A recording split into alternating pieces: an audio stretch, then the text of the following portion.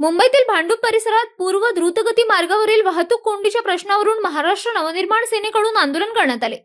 वारंवार होणाऱ्या वाहतूक कोंडीमुळे वाहन चालक आणि नागरिकांना मोठ्या त्रासाला सामोरे जावे लागत असल्याचा आरोप मनसेकडून करण्यात आला।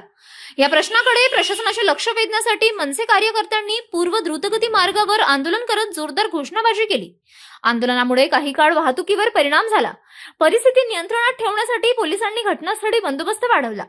दरम्यान आंदोलन करणाऱ्या मनसेच्या कार्यकर्त्यांनी पोलिसांकडून धरपकड करण्यात आली असून काही आंदोलकांना ताब्यात घेण्यात आले। याच वेळी खासदार संजय राऊत यांची गाडीही आंदोलकांनी अडवल्याची माहिती समोर आली आहे।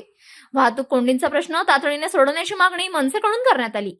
ट्रॅफिक मध्ये थांबतोय 3-3 तास ही जनजागृती करण्याचा प्रयत्न होता, पण या प्रशासनाने हे हुकुमशाही पद्धतीने हे थांबवण्याचा प्रयत्न केलेला आहे आणि आम्हाला कुठल्याही प्रकारचं आंदोलन किंवा जनजागृती करण्यासाठी त्यांनी परवानगी दिलेली नाहीये आणि अशा प्रकारे गळचेपी करून आम्हाला अटक करण्याचा प्रयत्न करत आहेत। संजय राऊत देखील तुमच्या आंदोलनात सहभागी झाले। लवकरच एकत्रित युतीमध्ये जे काय एकत्रितपणे आम्ही यामध्ये मोठ्या प्रमाणात आंदोलन करण्याचं आश्वासन त्यांच्याकडून आलेलं आहे। एकूण नेहमीचा हा त्रास आहे का ट्रॅफिकचा तुमचा? जवळजवळ 6 महिने हा जे काम चाललंय तेव्हापासून हा ट्रॅफिकचा 3-3 तास लोक ठाणा ते घाटकोपर या दरम्यान 3 तास थांबावा लागतो।